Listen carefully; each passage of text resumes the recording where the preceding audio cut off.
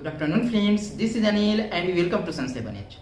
दोस्तों, आज की महत्वपूर्ण खबरों के साथ मैं आप लोगों के बीच में उपस्थित हूं। आइए हम लोग शुरुआत करते हैं। इससे पहले यदि आप हमारे चैनल पर नए हैं, चैनल को जरूर सब्सक्राइब कीजिएगा और अपने दोस्तों को भी शेयर कीजिएगा, because sharing is caring.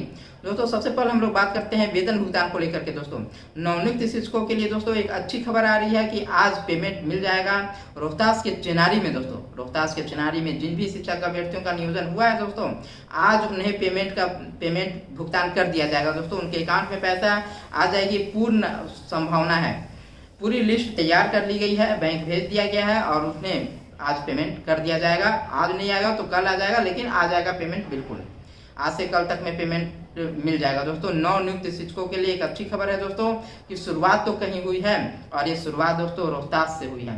Rohtas से शुरुआत हुई है, रोहतास के चिनारी में दोस्तों आज उन्हें पेमेंट मिल जाएगा नवनियुक्त शिक्षकों को। दोस्तों, ये बड़ी खबर है और बड़ी खुशखबरी है दोस्तों नवनियुक्त शिक्षकों के लिए कि रोहतास के चिनारी में पेमेंट का भुगतान कर दिया जाएगा नवनियुक्त शिक्षकों को। दोस्तों, यहाँ जो पेमेंट दी जा रही है, हम लोग देख लेते हैं कि उन्हें कितना पेमेंट दिया जा रहा है। दोस्तों, किन्हीं के खाते में 40,000, किन्हीं के खाते में 60,000, किन्हीं के खाते में 62,000 पेमेंट आज आ जाएगा। दोस्तों, जो जैसा ज्वाइन किए थे उन्हें उस हिसाब से पेमेंट दिया जाएगा।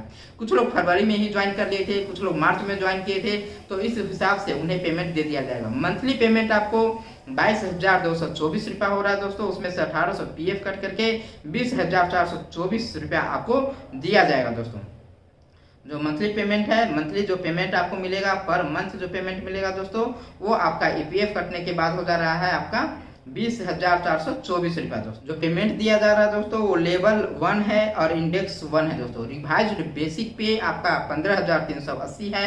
बेसिक पे आफ्टर इंक्रीमेंट आपका 15,380 है। टोटल बेसिक पे आपका 15,380 है। दोस्तों, DA आपको 34% के हिसाब से दिया जा रहा है, जो कि 5,229 रुपया होता है। दोस्तों, ये 4%, 6% और 8% आप जिस दायरे में आते हैं आपको वो HRA दिया जाएगा। दोस्तों, इससे किन्हीं को 4%, किन्हीं को 6%, किन्हीं को 8%, इससे आपके जो सैलरी है उसमें थोड़ा सा फ्लक्चुएशन होगा। किन्हीं का कुछ ज्यादा होगा, किन्हीं का कुछ कम होगा। दोस्तों, मेडिकल आपका 1,000 रुपया दिया जा रहा है, सबको मेडिकल 1,000 रुपया दिया जाएगा।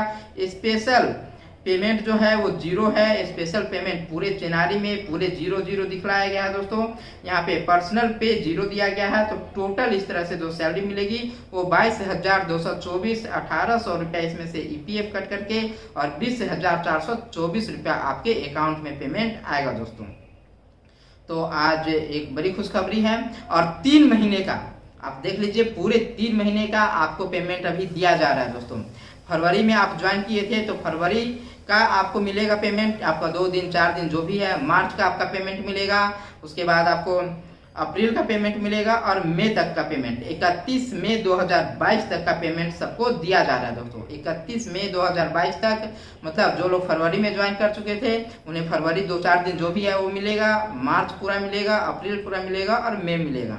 मतलब 3 मंथ की पूरी सैलरी उन्हें मिल रही है। दोस्तों, अगली खबर की ओर हम लोग रुख करते हैं। सरकार का बड़ा फैसला, सरकारी नौकरियों में विदेश की डिग्री भी मान्य होगी। दोस्तों, सरकार ने एक बड़ा फैसला लेते हुए कहा है कि देश के अंदर और बाहर अवस्थित संस्थानों से भारत के नागरिकों द्वारा प्राप्त की गई एसोसिएशन ऑफ इंडियन यूनिवर्सिटी द्वारा मान्यता प्राप्त सभी डिग्री बिहार सरकार में नियुक्ति के लिए मान्य होगी। दोस्तों, सामान्य प्रशासन विभाग ने इससे संबंधित संकल्प मंगलवार को जारी कर दिया। दरअसल शिक्षक नियोजन के आवेदकों द्वारा नेपाल के शिक्षण संस्थाओं द्वारा प्रदत्त डिग्री और उपाधि नियोजन इकाइयों में समर्पित किया गया है। इस संबंध में राज्य सरकार के स्तर पर कोई निर्णय नहीं रहने के कारण नियोजन इकाइयों से प्राप्त रेफरेंस के आलोक में इस संदर्भ में स्थिति स्पष्ट करने का अनुरोध शिक्षा विभाग द्वारा सामान्य प्रशासन विभाग द्वारा किया गया था। दोस्तों, वर्तमान परिस्थिति में विदेशी राष्ट्र नेपाल के शैक्षणिक संस्थाओं से निर्गत प्रमाण पत्र और डिग्री को लेकर के बिहार सरकार के अधीन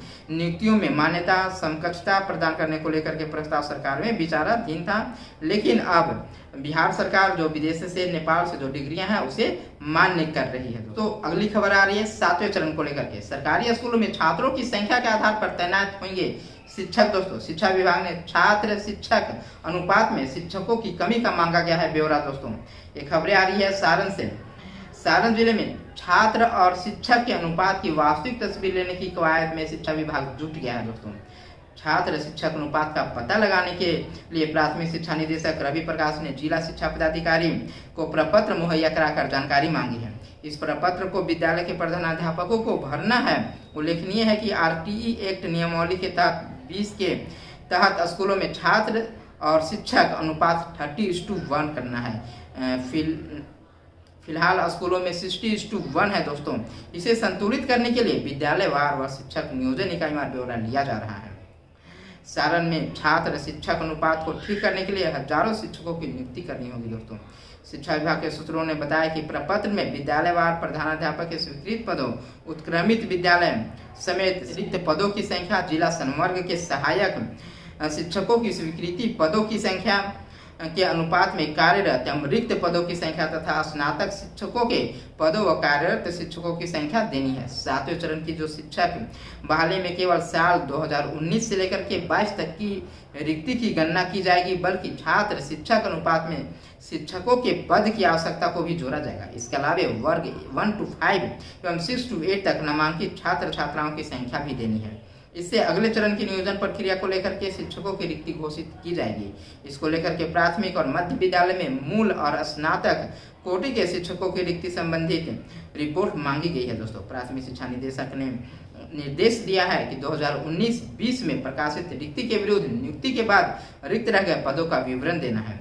इसके साथ ही 31 मार्च तक सेवानिवृत्ति, त्यागपत्र और सेवा विमुक्ति के कारण हुई रिक्ति का ब्यौरा देना है। इसके अलावा छात्र शिक्षक अनुपात में यदि शिक्षक पद की जरूरत है तो स्कूलवार और नियोजन इकाईवार पदों की रिपोर्ट देनी है। इस बीच टीईटी उत्तीर्ण अभ्यर्थियों ने डीईओ से मिलकर कहा कि छात्र शिक्षक अनुपात के आधार पर रिक्ति लेने का आदेश शिक्षा विभाग का है, लेकिन सारण जिले में ऐसा नहीं किया जा रहा। जिले के सभी प्रखंड में 7वें चरण की बहाली के बाद शेष बचे पद का ही ब्यौरा मांगा जा है। यूनिवर्सिटी से, विश्वविद्यालय से दोस्तों भ्रष्टाचार, बदहाली व प्रशासनिक अराजकता का लगाया गया है आरोप दोस्तों। परीक्षा और रिजल्ट को लेकर के एमयू में स्टूडेंट्स का अनिश्चितकालीन धरना प्रदर्शन शुरू हो गया दोस्तों। पूर्व विधायक सह स्वराज पार्टी के अध्यक्ष सोम प्रकाश ने किया संबोधित। बोधगया से खबरी है दोस्तों। लंबित परीक्षाओं और परीक्षा फल के प्रकाशन की मांग को लेकर के मंगलवार से इनकलाबी छात्र के बैनर तले मगध विश्वविद्यालय मुख्यालय में छात्रों ने अनिश्चितकालीन धरना शुरू कर दिया है। छात्रों के धरने पे पूर्व विधायक सह स्वराज पार्टी के अध्यक्ष सोम प्रकाश भी शामिल हुए व संबोधित किया। उन्होंने कहा कि सरकार की नीति मध्यम और निर्धन वर्ग के स्टूडेंट्स को शिक्षा से वंचित रखने की है। सरकार की मंशा है कि विश्वविद्यालय को निजीकरण की ओर धकेल दिया जाए। इससे कड़ी में एमयू में व्याप्त अनियमितता और भ्रष्टाचार के खेल में सरकार अपनी आंखें मूंद रही है। उन्होंने कहा कि केंद्र व राज्य सरकार मगध की विरासत को बर्बाद करने पर उतारू है और एमयू की स्थिति पर अगर कोई छात्र नेता व संगठन आवाज उठाता है तो उसके खिलाफ कार्रवाई कर दी जाती है। यह काफी निंदनीय है। धरने की आयशा के छात्र शोधार्थी कुणाल किशोर ने संबोधित करते हुए कहा कि जब सरकार नौकरी के लिए रिक्त पदों की बहाली निकालती है तब एमयू के छात्र के हाथों में रिजल्ट नहीं होने के कारण वे बहाली से वंचित हो जाते हैं दोस्तों। ऐसा कर एमयू प्रशासन छात्रों के करियर से खिलवाड़ कर रहा है, यह पर बर्दाश्त के काबिल नहीं है। इससे पहले इनकलाबी छात्र के संयोजक दीपक कुमार दांगी के नेतृत्व में छात्रों की टोली एमयू के मुख्य गेट पर नारेबाजी की व परीक्षा के आयोजन और परीक्षा फल के प्रकाशन की मांग करते हुए नारेबाजी की। दोस्तों मैं बता दूं कि जो मगध यूनिवर्सिटी बोधगया है दोस्तों, वहाँ पे 2 साल की डिग्रियां 5 साल में, 3 साल की डिग्रियां 6 से 7 साल में दी जाती है दोस्तों। और पूरी तरह से जो वहाँ पे विद्यार्थी होते हैं उनके करियर को चौपट करने का हर तरीका विश्वविद्यालय की तरफ से अपनाया जाता है दोस्तों। और जब भी कोई वैकेंसी आती है तो जो विद्यार्थी होते हैं उनके हाथ में रिजल्ट नहीं होता है और इस वजह से वो उससे बहाली से वंचित हो जाते हैं दोस्तों। अभी ही बिहार एसएससी की बहाली आई हुई थी दोस्तों, और उसके लिए पिछले 3 साल जो डिग्री उन्हें मिल जानी चाहिए थी, ग्रेजुएशन की डिग्री, लेकिन वो मिला नहीं है। इस वजह से वो फॉर्म फिल नहीं कर पा रहे हैं दोस्तों। ऐसी हजारों का विद्यार्थियों की कहानियाँ दोस्तों। मगध यूनिवर्सिटी को जल्द से जल्द सुधारना होगा। वहाँ की जो सेशन है वो काफ़ी लेट है, 5 साल 6 साल तक डिग्रियां नहीं मिलती, जबकि 2 साल के अंदर समाप्त हो जाना चाहिए। 3 साल में जो डिग्री समाप्त होती है वो 6 साल में समाप्त होती है, लेकिन विश्वविद्यालय प्रशासन, शिक्षा विभाग और सरकार की तरफ से भी इस पर ध्यान नहीं दिया जा रहा है, जिससे जो विद्यार्थी है उनका करियर बर्बाद हो रहा है दोस्तों। इसके बाद प्रशासकीय भवन के पास धरने पर बैठ गए। संयोजक ने बताया कि परीक्षा व रिजल्ट की निश्चित तिथि घोषित करने तथा अनिश्चितकालीन धरना जारी रहेगा जब तक कि तिथि घोषित नहीं किया जाएगा। सभा को शंभुनाथ यादव, अशोक कुमार यादव, राकेश कुमार अजीत कुमार, धर्मेंद्र कुमार, नवनीत कुमार ने भी संबोधित किया। इसमें रोहित कुमार, सोनू कुमार, विकास रंजन, रंजीत, पंकज, भारतेंदु सिकंदर यादव, शिवम कुशवाहा, शैलेश मिश्रा, राजू राव, रमेश कुमार, नीरज कुमार, रविंद्र कुमार, राकेश पांडे, सुजीत कुमार, मुकेश चौधरी सहित अन्य शामिल हुए। सभा की अध्यक्षता दीपक दानी व संचालन कमलेश कुमार उर्फ अजीत कुमार ने किया। मुजफ्फरपुर से शिक्षा विभाग ने अब बीईओ को सौंपी सत्यापन कराने की जिम्मेवारी। 1000 से अधिक शिक्षकों के सर्टिफिकेट का सत्यापन। फंस गया है दोस्तों, बंद नहीं होगा शिक्षकों का वेतन, शपथ पत्र लेकर किया जाएगा भुगतान। छठे चरण में नियुक्त 1000 से अधिक शिक्षकों के सर्टिफिकेट का सत्यापन बीआरए बिहार विश्वविद्यालय और शिक्षा विभाग के बीच अटक गया है। बिहार विश्वविद्यालय प्रबंधन का कहना है कि विश्वविद्यालय में सत्यापन के लिए डिग्री पेंडिंग है, जबकि जिला नियोजन कोषांग प्रभारी ने इससे इनकार किया है। दोस्तों, इससे मामला फंस गया है। बिहार विभाग ने बिहार के बोर्ड और विश्वविद्यालय से जारी सर्टिफिकेट के सत्यापन के लिए 30 जून तक का समय निर्धारित किया था। कोषांग का कहना है कि जिले में चयनित 75% शिक्षकों के सर्टिफिकेट का सत्यापन हो चुका है। 400 शिक्षक जिनका सर्टिफिकेट दूसरे राज्य का है, सिर्फ उनका सत्यापन बाकी है। ऐसे में सभी बीईओ को सत्यापन कराने की जिम्मेवारी दी गई है। वैसे सर्टिफिकेट के सत्यापन के लिए शिक्षकों का वेतन बंद नहीं होगा, उन्हें शपथ पत्र के आधार पर भुगतान कर दिया जाएगा। जिला नियोजन कोषांग प्रभारी हरि किशोर हरि ने कहा कि सत्यापन का काम 75% पूरा हो गया है। दोस्तों, लेकिन बीआरए बिहार विश्वविद्यालय से जारी बीए व बीएड के सर्टिफिकेट का सत्यापन अब तक पूरा नहीं हो सका है। वैसे परीक्षा नियंत्रक डॉक्टर संजय कुमार ने कहा कि शिक्षकों के सर्टिफिकेट का सत्यापन पेंडिंग नहीं है, प्राथमिकता के आधार पर जांच कर रिपोर्ट दी गई है। विभाग की ओर से बीईओ ने सत्यापन कराया है। दोस्तों, कई शिक्षकों की डिग्री पुरानी है, उस पर कॉलेज का नाम नहीं लिखा होने के कारण उसे विभाग को लौटा दिया गया है। कॉलेज के नाम के साथ इसे भेजने के लिए कहा गया है। दोस्तों,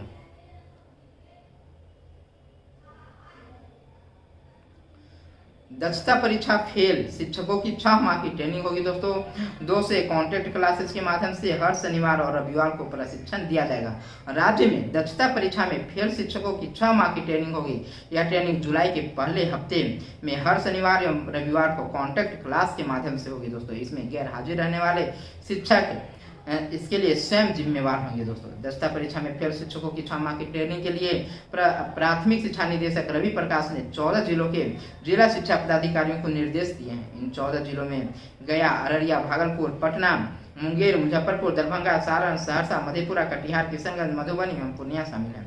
प्राथमिक शिक्षा निदेशक द्वारा जिला शिक्षा पदाधिकारी को दिए गए निर्देश के मुताबिक संबंधित जिलों के दक्षता परीक्षा फेल शिक्षकों की 6 माह की ट्रेनिंग के लिए 2 मई को ही संबंधित जिला शिक्षा पदाधिकारी द्वारा नामित व्याख्याता राज्य शिक्षा शोध एवं प्रशिक्षण परिषद में 1 दिन की ट्रेनिंग ले चुके हैं। उन्हें विषयवार प्रशिक्षण मॉड्यूल भी उपलब्ध करा दिया गया है। दोस्तों, तो जो भी शिक्षक जो थे और दक्षता परीक्षा में अनुत्तीर्ण थे दोस्तों, उनके लिए 6 माह की ट्रेनिंग का व्यवस्था शिक्षा विभाग की तरफ से किया गया है। आज की सुर्खियों में इतना ही, फिर मिलते हैं अगले वीडियो में। आप संजय बने इसके साथ।